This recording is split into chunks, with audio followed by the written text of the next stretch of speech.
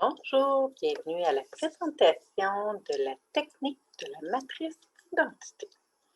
Je vous fais un petit partage d'écran et voilà, et voilà. Comme toujours, les documents sont en mode PDF, donc si vous téléchargez Adobe Acrobat Reader sur votre téléphone, votre tablette ou votre ordinateur, vous allez avoir accès ici à remplir et signer. Donc, vous serez en mesure de le faire directement en ligne. Et vous pouvez toujours imprimer les documents et le faire papier à votre guise. Donc, pour la matrice d'identité, qui est une technique que j'adore pour moi et faire avec mes clients en coaching, bien sûr. Donc, la matrice d'identité, c'est afin de découvrir qui on est dans notre lumière, afin de mettre le plus d'énergie possible dans notre côté lumière plutôt que dans le côté ombre. On va le voir plus en détail. Donc, t'es qui toi dans ta nature profonde? C'est quoi tes qualités? Qu'est-ce qu'on dit que tu es depuis toujours? Je vais juste le grandir un petit peu parce que vous allez mieux voir, j'imagine. Donc, je vous invite à noter le plus de qualité possible. Je vous ai écrit de vous référer à la page 21 de votre mode d'emploi. Donc, vous avez la grille avec toutes les qualités. C'est important de ne pas juste en noter 4-5 et d'aller vraiment voir à votre page 20, 21 ou 22, dépendamment de quelle édition vous avez, pour avoir le plus de qualité possible. Si vous n'avez pas votre mode d'emploi, allez googler « liste de qualité », puis vous allez voir, en les regardant, ça va vous permettre de prendre conscience que vous en avez beaucoup, beaucoup, beaucoup plus que les 4-5 qui vous viennent spontanément. Donc, je vous invite à noter au moins 50 qualités parce que vous en avez possiblement même plus que ça. Par la suite, quand vous aurez noté vos qualités, je vous invite ici à venir noter celle qui est la plus forte pour vous, celle qui vous représente le mieux. Et parfait. Ensuite, on continue. C'est quoi votre potentiel? D'ici 1 à 3 mois, en continuant à travailler sur vous, qui vous voudriez devenir? Parce qu'on travaille au niveau de l'identité. Si vous, présentement, au niveau de vos objectifs, vous avez plus un objectif de... Juste vérifier si j'avais la bonne version, parce que je n'étais pas trop sûre. J'avais l'impression d'avoir noté d'autres choses. Donc, je vous reviens. Au niveau du potentiel. Donc, en travaillant sur vous, si c'est pour avoir plus de calme, et c'est important que ce soit formulé de façon positive, de façon constructive. Donc, en travaillant sur vous, c'est pour avoir une meilleure communication, c'est pour avoir une meilleure santé, avoir une meilleure énergie, peu importe votre objectif et ce que vous désirez, d'aller voir au niveau de votre potentiel. D'ici 1 à 3 mois, en travaillant sur vous, qu'est-ce que ça va vous permettre de devenir? Je vous donne un exemple et c'est souvent l'exemple que je me sers parce que je trouve que c'est un bel exemple qui est facile à comprendre. Si vous avez un objectif au niveau de la gestion des émotions, bon, bien, peut-être que de travailler sur vous à travers des ateliers, à travers des coachings, ça va vous permettre de devenir quelqu'un qui est plus équilibré. Ça va vous permettre de devenir quelqu'un qui est plus réfléchi, qui est plus posé. Donc, je vous donne des idées. Allez-y en fonction de vous, vos objectifs personnels.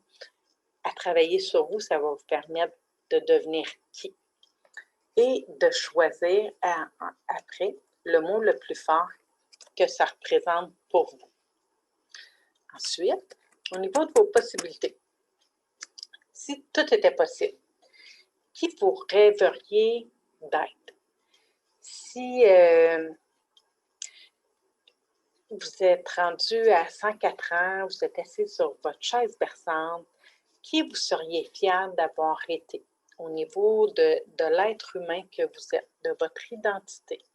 Est-ce que ça aurait été d'avoir été une bonne mère, une bonne conjointe, d'avoir été une belle réussite professionnelle, d'avoir été quelqu'un qui a réussi à prendre le contrôle de sa vie, quelqu'un qui a réussi à trouver un certain équilibre au niveau des possibilités? Si tout était possible, qui vous rêveriez d'avoir réussi à devenir en travaillant sur vous, bien sûr? Mais tout est possible, mettez-vous pas de limite.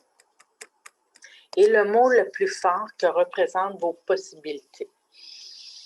Pour la femme que je suis, bien, au niveau des possibilités, moi, ce qui était important pour moi, c'est de devenir la meilleure version de moi-même, de travailler à tous les jours, de faire des efforts concrets pour m'améliorer en tant qu'être humain. Ensuite, au niveau de vos frontières, qui vous n'êtes pas.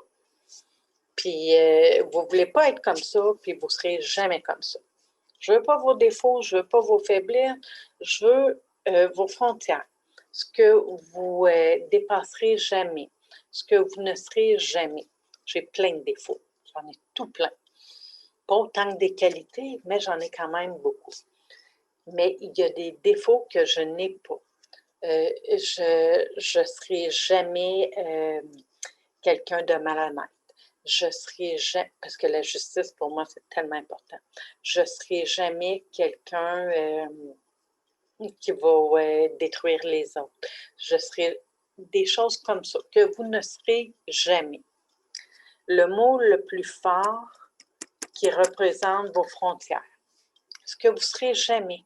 J'abuserai jamais des enfants, je ne violerai jamais personne, jamais, ça c'est clair, jamais, jamais, jamais. Ça fait pas partie de moi du tout. Donc, au niveau de vos frontières, le mot le plus fort qui vous représente, que vous ne serez jamais comme ça. Ensuite, au niveau de vos faiblesses, de vos petits défauts et des gros, qui vous ne voulez pas être, mais que des fois, vous avez un peu peur d'être comme ça. Peut-être que vous êtes des gens colériques, qui perdent des patiences rapidement, quelqu'un d'anxieux, quelqu'un de malhonnête, quelqu'un d'infidèle, quelqu'un. Vos défauts, vos faiblesses. Et ensuite, votre pire défaut, celui qui vous représente le plus. Pour arriver ensuite à votre ombre, qui vous avez une peur bleue de devenir. Si vous continuez à être tous vos défauts, et je vous invite à aller relire vos défauts.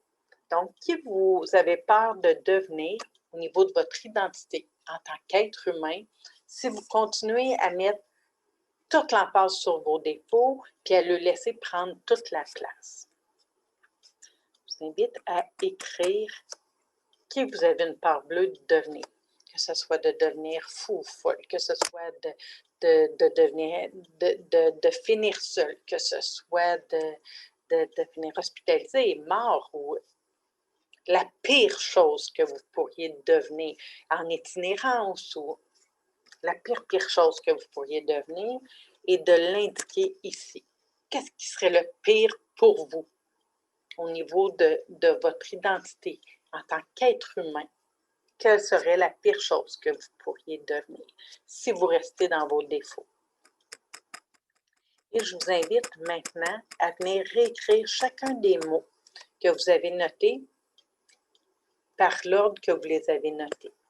Donc, le premier mot, qui était celui au niveau de toutes vos qualités, le mot le plus fort qui vous représentait dans votre nature profonde, votre plus grande qualité, de venir le noter ici.